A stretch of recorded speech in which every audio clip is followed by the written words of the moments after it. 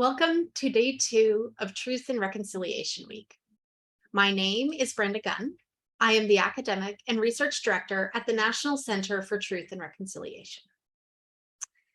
I am Red River Métis, and I'm speaking today from Treaty 1 territory in the homeland of the Red River Métis. Winnipeg is also home to many Indigenous peoples, including many Inuit peoples.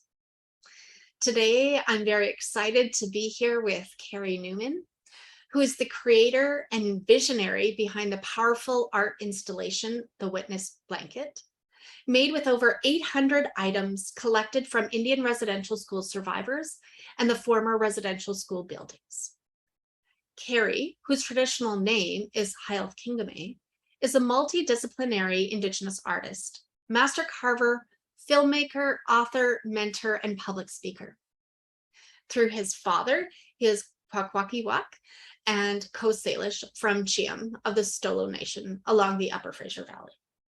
Through his mother, he is a settler of English, Irish, and Scottish heritage. Being a First Nation and settler ancestry allows him to draw inspiration from each culture, mastering as many techniques and mediums as possible, and is one of the keys to his continued success. Today, Carey is going to share with us some background on the Witness Blanket, and then we'll have some time for some questions about the Witness Blanket. Questions can be placed in the chat box on Hubelo, and I will moderate these after the presentation. Carey, thank you so much for joining us today. Brenda, thank you for that lovely introduction, and hello to everybody out there. It's such an honor to be participating in Truth and Reconciliation Week for the National Center for Truth and Reconciliation. And I'm going to start my screen share and begin talking a little bit about the Witness Blanket. The Witness Blanket is a large piece of artwork that I made from objects that a whole team of people gathered from all across Canada. We have pieces that represent almost every residential school that ever existed in this country. And the size of it is 40 feet wide and 10.5 feet tall, which is, oh my goodness, I can't do my metric conversions. So maybe you can do that in math class for me. This project I started way back in 2012. So it's been around as an idea for more than 10 years now. And it was completed in 2014. And it went on tour for about 4.5 years before finding a permanent home or a long-term home at the Canadian Museum for Human Rights. And it was a pretty important journey for me. I am the son of a residential school survivor. So my father went to 2 different schools. He went to the residential school in Sechelt, British Columbia, and he also went to a residential school called St. Mary's in Mission, British Columbia. And I kind of grew up not knowing a whole lot about what his experience or his experiences were when he was at residential school. And it wasn't until I was a young adult and I was in college that I started to become more curious about it. And that was when I wrote, I did a research paper where I interviewed people from my family and from my community who had been to residential school. And I started to learn that it wasn't just a place where he went to live, but it was a place where a lot of terrible things happened. And a lot of terrible things happened to other members of my family and other members of my First Nations communities. I think that was learning about those things was a real eye-opener for me because, you know, everybody has different kinds of relationships with their parents. And it really helped me to understand my relationship with my dad better. The more I learned about what he went through as a young person, the more I understood my relationship with him. It helped me to understand why he doesn't speak Kwakwala, which is the language of my grandfather, and subsequently why I don't speak it.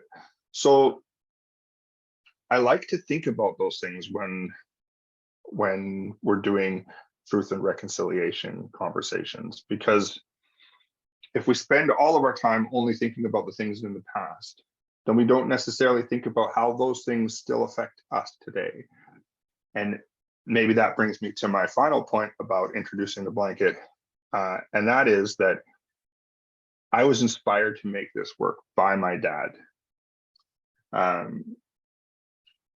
Knowing little bits about his experience and wanting to know more is what led me to come up with this idea in the first place. But I also have a daughter who's 12 years old and a grade 7 student. And I've followed along her journey in school, and I've presented in her class on Orange Shirt Day sometimes. And she was born in 2010. So when I was first trying to think of what I could do as a response to the Truth and Reconciliation Commission's call for commemoration initiatives, I had her on my mind too, because I can see the difference of my own experience growing up in Canada when I relate it to my dad's experience. Things have gotten better, but things aren't perfect. And I want to make sure that the progress that has been happening continues to happen for my daughter. Now I'm going to talk a little bit about what we call the digital witness blanket. And it's a new website that sort of tells more of the stories behind the pieces that are on the witness blanket. I think what's pretty neat about art in general, when we think about what it can do, is it can introduce ideas to people in a different way than if you read them in a book, or if you hear me tell you about them like I'm doing right now. And so that's what we tried to do. We tried to, when we were gathering all those pieces, collect the stories that went with them and record them in different ways. And so that's what makes up the stories that are part of witnessblanket.ca. And there are 10 stories that you can click on a piece from the blanket, and then it takes you into a multimedia story that tells about the history, shows the location that the piece might have come from. It has words from survivors. This one right here is my father there right in the middle, and he's talking. He talks in some places, and we have a whole bunch of different survivors' voices in short video clips describing their experiences as they relate to the different objects. So we organize them into kind of survivor experiences. One of the things that I think is pretty neat and really important about this digital witness blanket platform is the safe space. When survivors and survivors' families hear about these histories and these truths, sometimes it can bring up really bad feelings, can trigger emotion. And so we designed a safe space where when you click on it, it takes you to scenes of nature and of baby animals. That was the suggestion of the NCTR's Survivor Circle, who helped us to figure out the best way to build this website. Another pretty neat feature of this is how you can explore the blanket, because with today's technology and touch screens where you can pinch in and pinch out, you can scroll along the blanket and look at the different objects on there in detail, and you can click on them and learn more about where they came from. But the most important part of this platform are the stories, and the stories are the ones that are here. We have one about braids, and that's about the hair cutting that happened for a lot of children when they first arrived at residential school. We have one about the mushhole bowl, and that talks about hunger in residential schools. And those are the two that I'm gonna talk a little bit more about today. But you can see that there are other ones there as well. The last part of it is the teacher guide. We have different resources for classrooms, for students, for teachers to help students work through this, but also to help people sort of locate it within where they're from, because these schools are all across the country. And so wherever you are, somewhere not too far away, there would have been a residential school at one time. And there's a little section in there that talks about what it means to bear witness. And so I'm just going to tell you about that right now, because bearing witness is a really important part of this. In my culture, we have an oral tradition where we don't write things down and we don't take notes. But when we have ceremonies for marriage or to transfer the title of a chief, or for different reasons, we invite people to stand up and speak back to us what they saw and heard. And we ask of them to then go out into the world and to tell others. And so for all of you here today, that's the role of bearing witness. And that's what I ask of you as you learn about this project, but also as you learn about all of the other things that you may be learning in your classrooms, that you might hear about during Truth and Reconciliation Week, because this is one part of the year, but reconciliation happens every day of every year for the rest of our lives. And so as witnesses, you can participate in that by continuing to talk about the things that you learn. I'm going to read an excerpt from a book that I wrote with a good friend of mine named Kirsty Hudson, and it's about the mushroll bowl. There's a yellow bowl on the witness blanket. It's small and simple, but it tells a much bigger story. It's a story about what food represented at residential schools across Canada.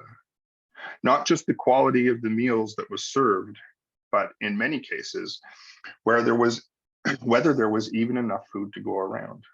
This is a topic that comes up again and again when survivors talk about their experiences. The bowl is made of plastic.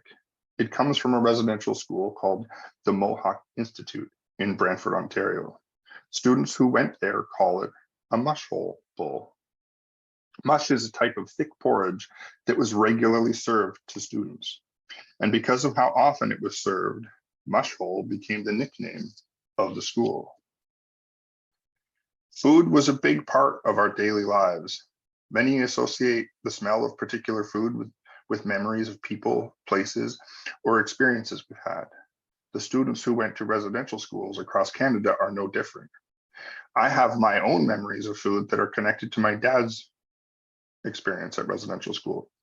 To this day, there are certain things that he can't or won't eat. He hates scalloped potatoes because at residential school, they were often made with sour milk and weren't fully cooked. Today, even when they're perfectly cooked with the freshest ingredients, because of his negative memories, my dad still won't eat them. At residential school, students were often forced to finish everything on their plates. That's how it was at my house too when I was growing up. I was told that if I didn't eat my dinner, it would be served to me for breakfast. When I was 4 or 5, I actually ran away from home because I refused to eat liver. At that age, running away meant packing my Hot Wheels cars in my backpack and riding my bike to the end of the driveway because I wasn't allowed out of the yard. Although I laugh about it now when I tell that story and describe my older sister Marion running after me yelling, "Don't go, don't go," I also see how that experience shaped my relationship with food for years to come. And that's just one example of what food, how a negative experience with food when you're young can continue to impact not only you later in life, but also can impact your children. That's true for a lot of experiences at residential school. Another story I want to talk about is the braids that you see on the witness blanket. They were contributed by my sisters, who went through ceremony to prepare themselves to cut their braids. They did four days of getting up before the sun and bathing in cold water, and then on the fifth day we had their hair cut in ceremony, and then they got up before the sun for the next 4 days to spend time with their braids, asking for their spirit to stay with them. And the reason I'm telling you this is because very often the first memory residential school survivors have is arriving at school and having their hair cut. And my sister's example of how they cut their hair is how a person in my culture, in my Kwakwaka'wakw culture, would cut their hair if they were mourning the loss of somebody. They would prepare themselves in ceremony, then they would cut their hair, and then they would spend more time mourning the loss of the person, and also the loss of their hair. And when they did that, they talked a lot about how it affected their identity to have their hair cut. And having done it in such a supported way and having chosen to do it, and still having a really, really difficult time knowing what to do, like not having hair to hide behind when they were riding a bus, not having hair to pull from underneath their jacket when they put their coat on to go outside, all the normal little things that we do with our hair changed for them. And for residential school survivors across the country, it changed for them too. But it didn't change because they wanted it to. It changed because they were forced to. I think it's time for me to move on to introduce my daughter, who I said at the beginning was one of the inspirations for making this witness blanket. We launched this new website a little over a week ago, and she made this video to talk about what it means to her.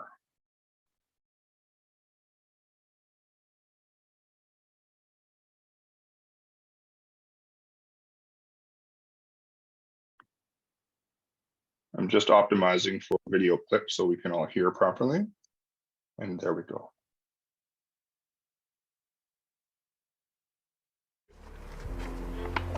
Right there.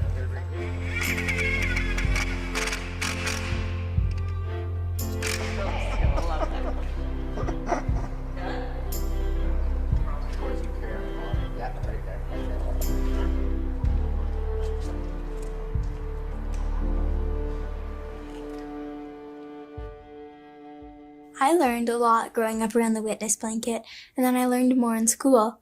I have learned about how residential schools are a bad thing for many reasons, one of them being that children were torn away from their families and traditions, and another being that children were not always properly fed or taken care of. Also, lots of children were separated from their siblings and were separated by gender.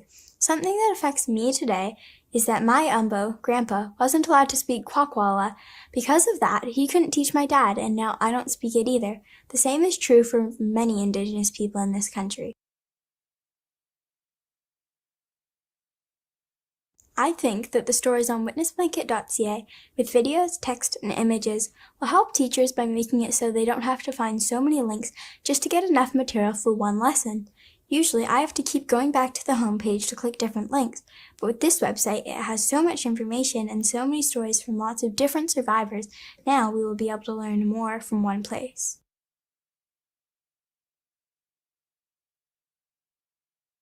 When a child becomes a witness, it is different than when an adult becomes a witness, because when we learn about residential schools and colonial history, it becomes part of our understanding of Canada, whether we like what we learn or not, and whether what we learn is good or bad. When an adult learns this truth, it doesn't always match what they learned when they were children.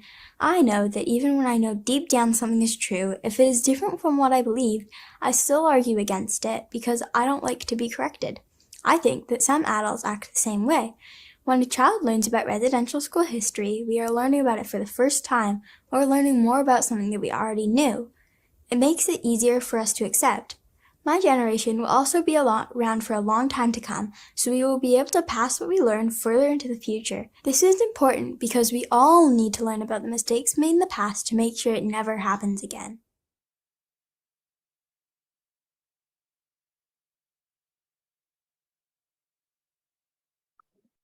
So thank you all for logging into this conversation. I'm going to stop my share now and be ready for any questions that anybody might have. Brenda? Yeah, thank you, Carey, so much for sharing that. And thank you to your daughter for also helping us learn about the power of the witness blanket. I'm gonna give the teachers some time to type in their questions into the chat, and maybe I'll start with my own question. So I've had the honor of seeing the witness blanket. It is an experience that has really stayed with me because it is such a powerful way to learn about residential schools. It's an amazing educational tool, and we're so grateful that you created this piece for all of us to share. One of the things that I was thinking about during your presentation with your daughter conversation was just the importance of hearing from survivors themselves. Maybe you could talk a little bit about that idea and how the witnessblanket.ca might support some of that.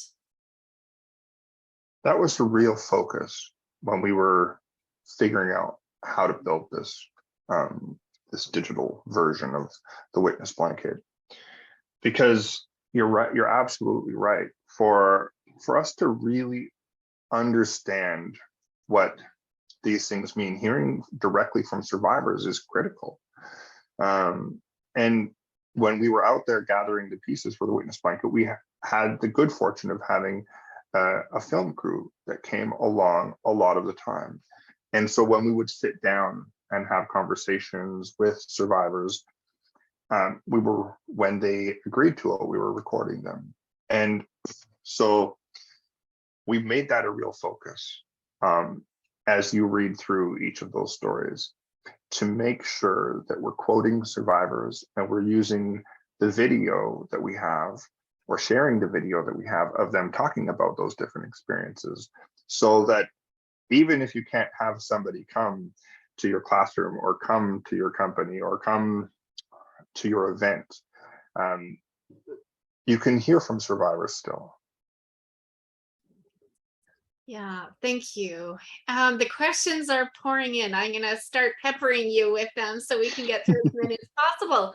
So one of the first questions is, how did you get all of the objects that are included? That was maybe the biggest part of this process, because we had to go around the country. And what we did was we followed the TRC. They were holding events in different parts of Canada, and we would go to where they were. And that's how we started out meeting people. And we would meet with survivors, we would meet with community members, and we would talk about what we were trying to make in the witness blanket and ask them if they would consider making a contribution. It was really slow going at first, because as you can imagine, when you don't have anything to show and people don't know what it is you're even making, you have to build trust. And so we started with building trust and building relationships. And then we slowly started to get pieces. And then as we got more pieces, we were able to talk about those pieces with the people that we met moving forward. And there was kind of a point about halfway through the collection process, which lasted about 8 months, where all of a sudden people believed that this would happen. and we started to get more and more and more pieces. But it really was from going out and meeting people and talking about the importance of recording this history in different ways and explaining the idea of the witness blanket that we were able to gather these pieces. Oh, that's amazing. So some of the students are asking, how long did it take? So you said it took about 8 months to collect the items, but then you had to assemble them into the amazing piece that it is. And what did you say, 40 feet by 10 feet? I remember it. It fills a room, right? It really is. So how long did it take then to compile? Is that the word we use to create the blanket? I'll break that down into a couple different sections. It took me a year to come up with the idea. Once I had the idea, I spent another year really thinking about what it would mean to do it and how I would approach it. Because the first idea was to just gather pieces from residential schools. In the year that I spent thinking more about it, I realized that part of this history is our churches. Part of this history is government.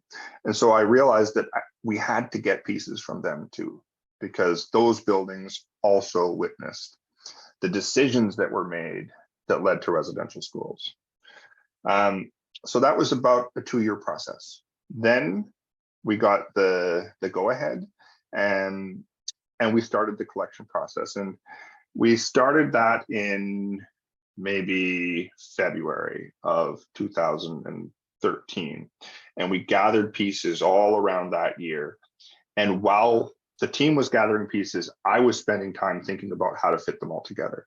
And as more and more boxes of pieces started to come in, and I would measure them and look at them and try to imagine how to fit them together, I became a little bit afraid that I wasn't going to be able to make this thing that I had promised everybody I was going to make. But spending time with the pieces is what it takes. And so there was some overlap time where I was figuring out how to fit it all together. When it actually came to constructing it, I had a lot of help from a lot of people, and it took about 4 months to cut all the wood, to sand all the wood, to assemble the panels, and then to apply the objects to them, whether they were photographs that we were sort of using a printing transfer technique, or whether we were actually mounting them like we would with a hockey skate or piano keys.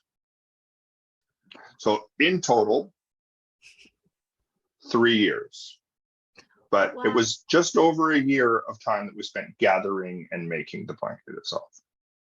Okay. So a really lengthy process. Thank you for highlighting all the different stages that are involved. We're almost out of time, but I want to ask 2 more questions.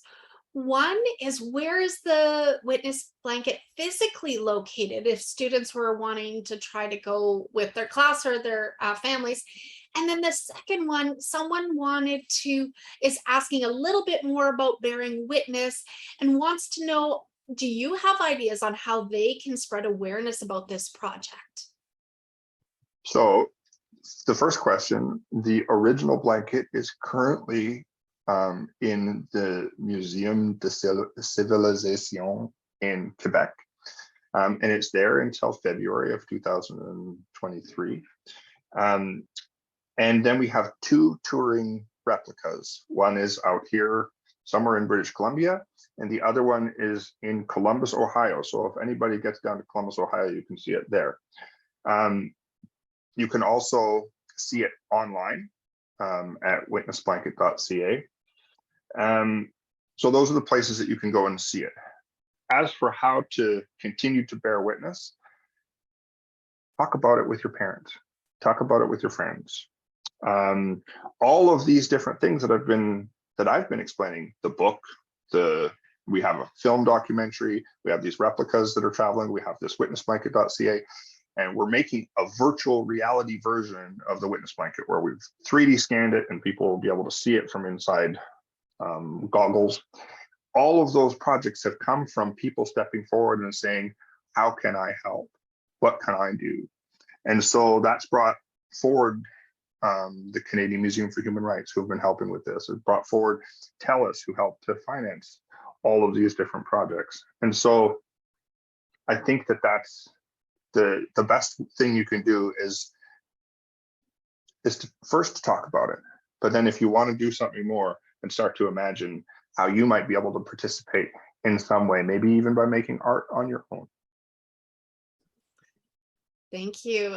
Carey, you've provided a perfect sort of opportunity for me to do a little plug for the National Center for Truth and Reconciliation's Imagine a Canada program that we'll be launching later this week, where students have an opportunity to imagine a reconciled Canada through art, through projects, through literature.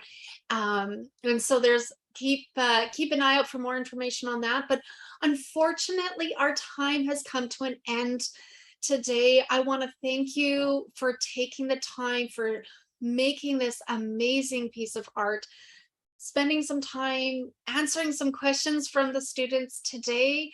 I want to thank the students for coming and joining us today and bringing their curiosity along. So thank you so much. And I hope everyone has a great rest of their week. Thank you, everybody. Thanks,